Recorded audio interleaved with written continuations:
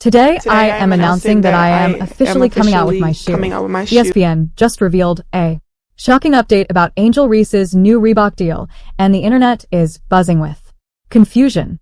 Seriously, did this really just happen? Reese, who's gained fame as Caitlin Clark's loudest rival and a sideline drama queen, has landed a contract with a brand that seems to overlook all concerns about credibility. Let's not forget her infamous moments taunting Clark, faking injuries to skip games this season, and making minimal contributions when she was actually on the court. And Reebok chose her to lead their comeback? Bold move, but let's be honest, seriously questionable. Who even are her fans? No, really, who's out there buying these shoes?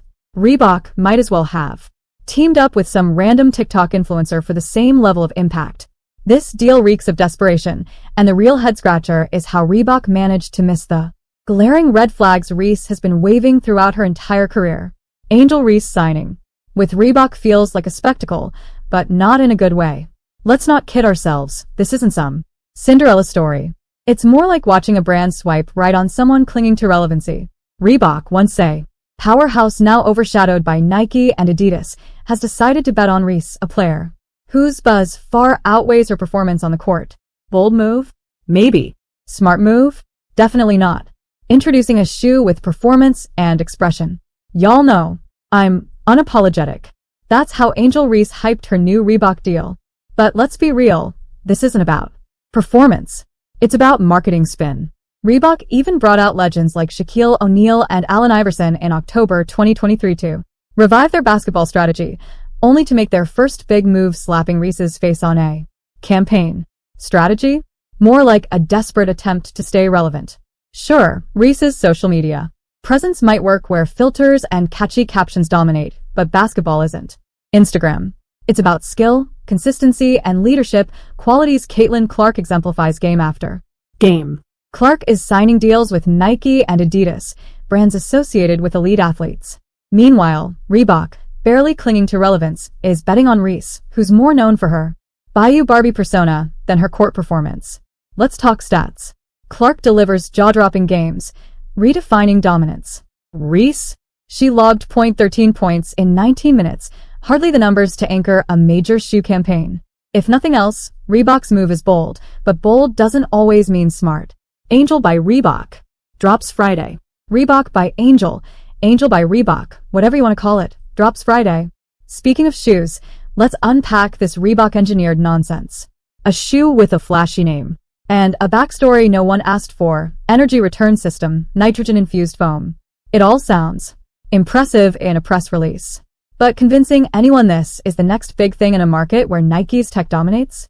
Good luck with that. And the design process? Let's be real, was Reese actually involved, or did Reebok just need a semi-recognizable face to toss in front of the cameras?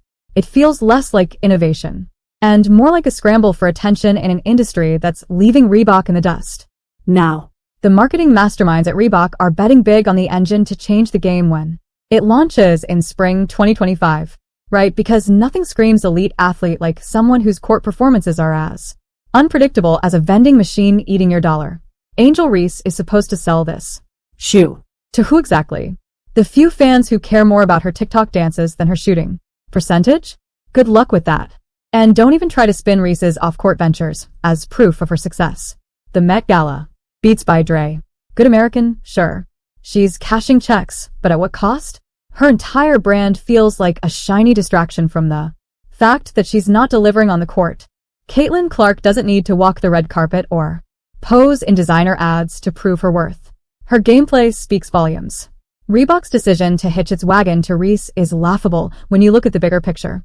Caitlin Clark is breaking records, redefining women's basketball, and signing deals with the biggest names in sports, while Reese struggles to stay relevant with a brand that's clinging to nostalgia. It's like watching someone try to sell a flip phone in an iPhone world. Cute, but out of touch. Angel Reese is the perfect example of how a social media persona can be sold as something it clearly isn't. Her marketability, those Beats by Dre commercials, good American campaigns, and even her self-branded clothing line might be filling her bank account. But let's be real, does any of this scream elite basketball player? No. This is fame built on filters, hashtags, and rehearsed PR moves, not game-winning performances or jaw-dropping skills. Critics haven't missed this glaring fact, and neither should we. Reese's impact on the WNBA? Let's just say the jury's still out. It's like Hannah Montana living two separate lives. When you're about your business and know who you are, you make room for what you want. Clark's stats and skills speak louder than Reese's designer photo ops ever could. Reese might sell jerseys, but that's a win for her social media team, not proof of her basketball influence. And how much of her following is there for her game versus her curated online persona? You do the math. Then there's the authenticity issue. Caitlin Clark doesn't need to try so hard to sell an image. Her gameplay is her image.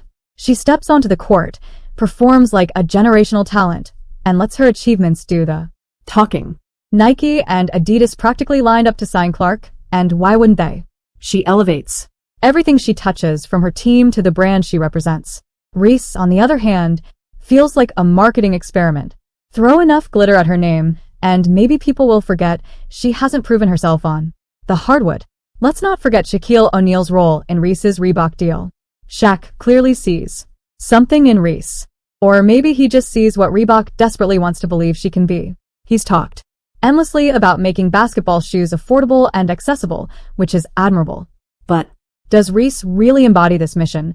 Or is she just the face Reebok needed to sell its nostalgia-packed, 90s-inspired products? Shaq's stories about giving away shoes resonate because they come from someone who earned his place as a legend. Reese hasn't earned that level of credibility, which makes the whole partnership feel forced. Reebok's strategy is another head-scratcher, leaning heavily on its 90s glory days. The brand is pushing new products like the energy return system sneakers, but here's the problem. The basketball world has moved on. Nike and Adidas are delivering cutting-edge technology, while Reebok hopes retro vibes will carry the day. Spoiler alert, it won't. Pairing this outdated approach with Reese, who's still struggling to make her mark, feels like a swing and a miss. Younger fans who know what true innovation looks like aren't going to flock to Reebok just because they stuck Angel Reese in an ad campaign. Meanwhile, Caitlin Clark's deals with Nike and Adidas show how it's really done. These aren't just endorsements, they're partnerships with the biggest names in sports design to highlight the best talent in the game. Reese, in stark contrast, feels like the fallback option, someone brands like Reebok cling to because they can't get someone like Clark.